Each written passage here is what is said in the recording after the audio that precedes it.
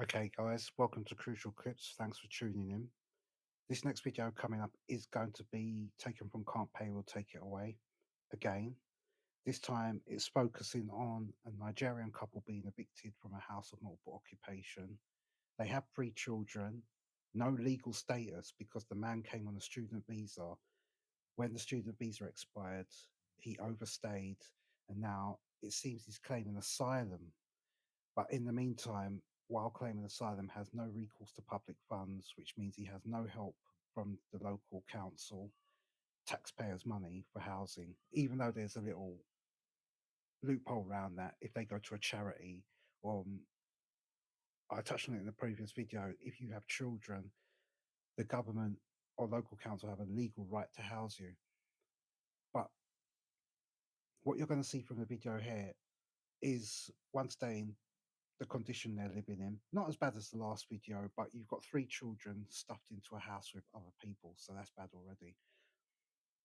Have a look at the video, see the situation they're in, and I'll get that to you at the back of the video and give my thoughts on what we saw. Thank you very much.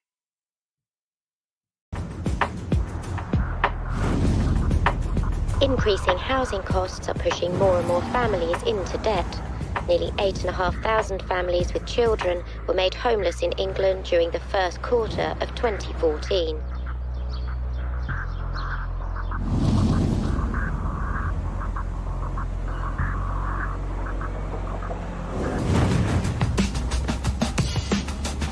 It's early afternoon, and Paul and Steve are on their way to Thornton Heath, South London, to carry out a complicated eviction. This is another one of those with the rooms, isn't it? Vertical. Yeah. 3 up and 2 down. A number of separate families live in the property, but the landlord wants to refurbish.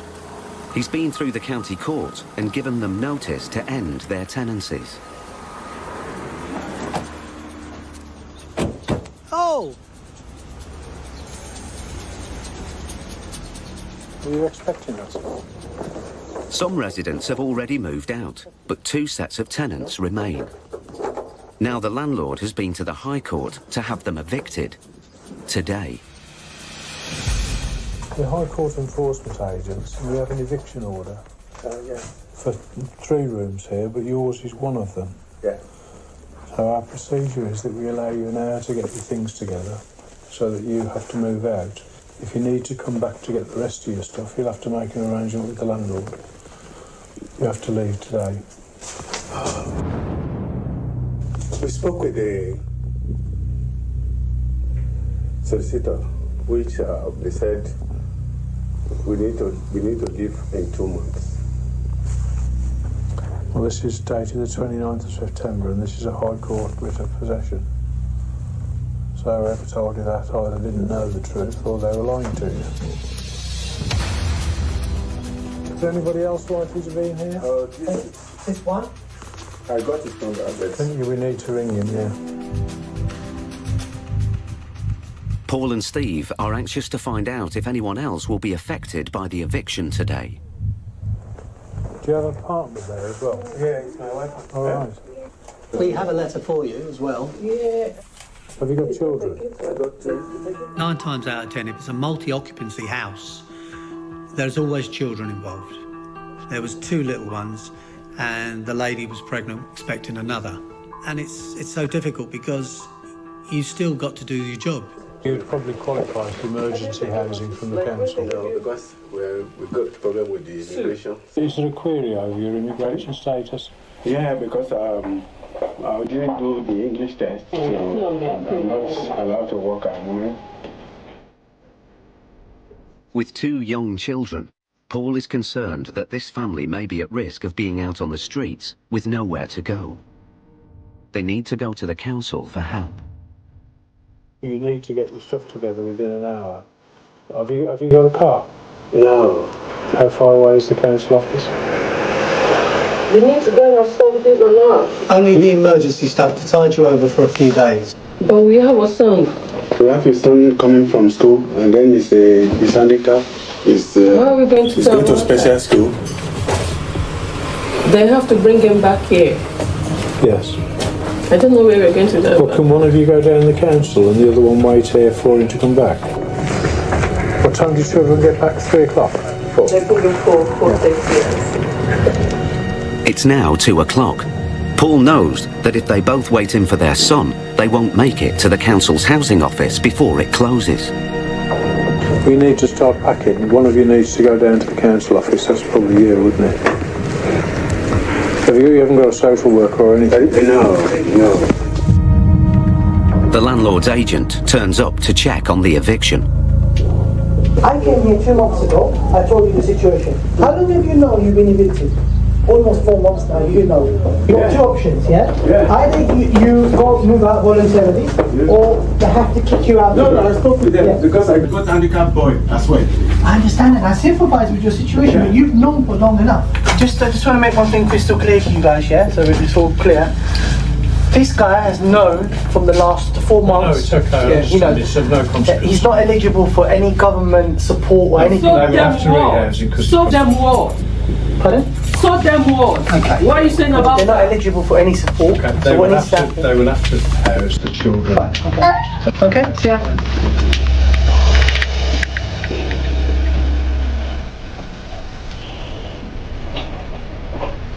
What country are you from, mate? Nigeria. Nigeria? Yeah. What brought you over here then? What were the circumstances that brought you over here? To study. To study. Another hole in the system. He's come here on a student visa, been here for 5 years. He's finished his courses, his visa's run out. He's now appealing to stay.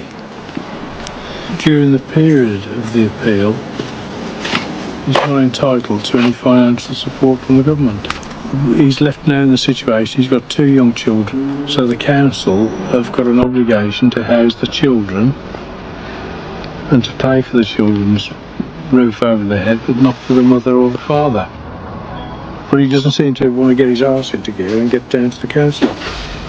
He's just taken as read that the council will do nothing for him. He's known about this for months, but he's still here. So the landlord's come to the end of the road. He wants to do a refurb on the house. Sad really, isn't it? Paul tries contacting a charity for homeless people to see if they can help the family. The council, housing association and private sector tenants who are facing or threatened with eviction. The second remaining tenant arrives to clear out his room. The situation is 2 months' notice. the officer there is a High Court agent. However, if you have a fixed And we have a repossession order not yet for your room. However, your landlord cannot evict you personally. Only the court bailiff can do this. Very cramped for a family. But they got 2 littlings in room 3. 2 littlings. So yeah, it's not an ideal situation. Press star to return to the information menu. Press star. It's now 3:30. Paul's had no luck trying to find the family help from a homeless charity. Sat listening to him for 10 minutes and he just went back to the menu. Well, he's okay, look, he's got a BMW. Yes, he's fine. The tenant with the BMW has somewhere else to go. Payday is today. I even called a new landlord today so I can move my stuff tonight. So, Where are you from originally? Congo. But I was born in France. Oh, right. I'm French. So you're actually entitled to be here and all the things that go with it? I work. I'm a manager for a company. Oh, right. The family are not so fortunate. They have no home and nowhere to stay tonight.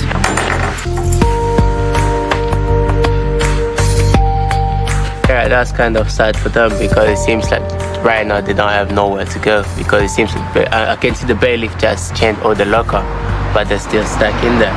Yeah, hopefully they'll find some solutions for them. Finger crossed.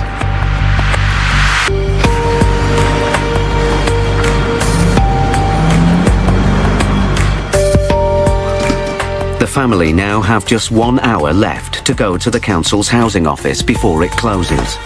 If they don't, they will be homeless tonight.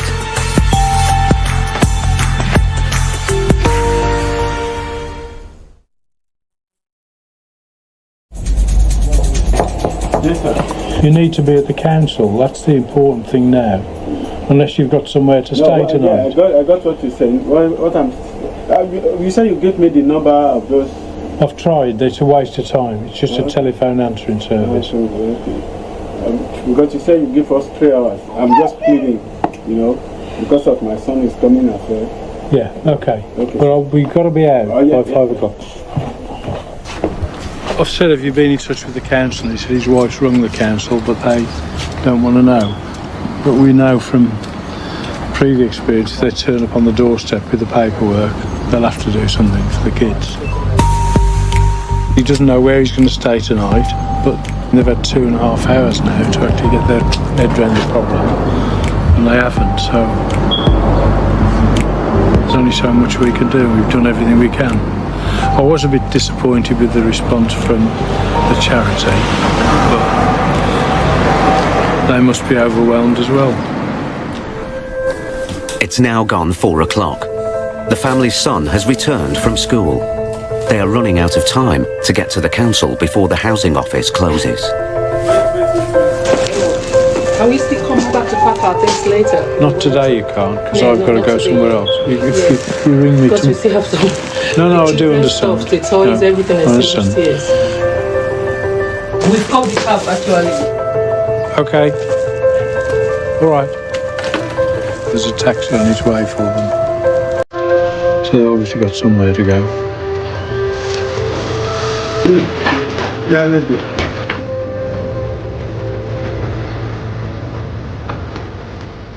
I said, how have you been living there? What have you had as a means of support? And she said her church has supported her, but they didn't want to call them now, like in the emergency situation, because she felt it would be taking advantage of them.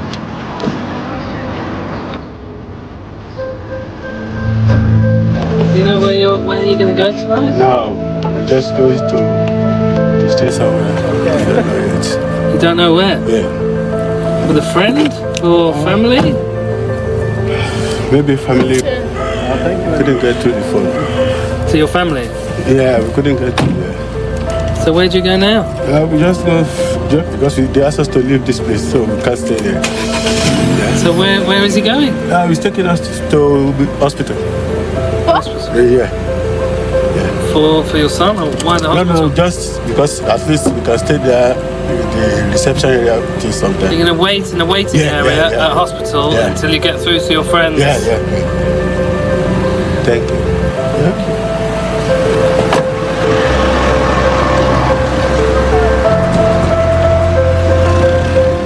Well, the hospital are not going to throw them out, are they? No way of living there, is it? I would have taken them down to the council offices, but they've chosen not to. So we just fall into the category, if people can't help themselves, have we got the right to intervene? We need a social worker on the team, really, don't we? To make our systems work. But we can't do that.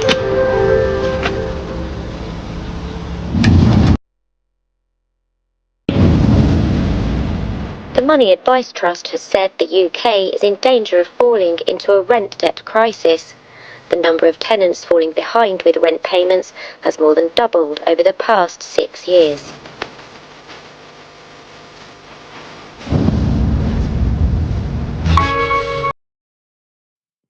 Well, that's the situation. You see what situation he's in. Him and his wife, 2 children, 1 handicapped, a third one on the way. So you're getting evicted. You've got no legal right to be in the UK. You're not working. You've got 2 children already, living in a room, but you're bringing a third child into the world. You can't make this stuff up. You can't make it up. 3 children, and you're living in a room. This is the sort of thing coming over to the UK at the moment.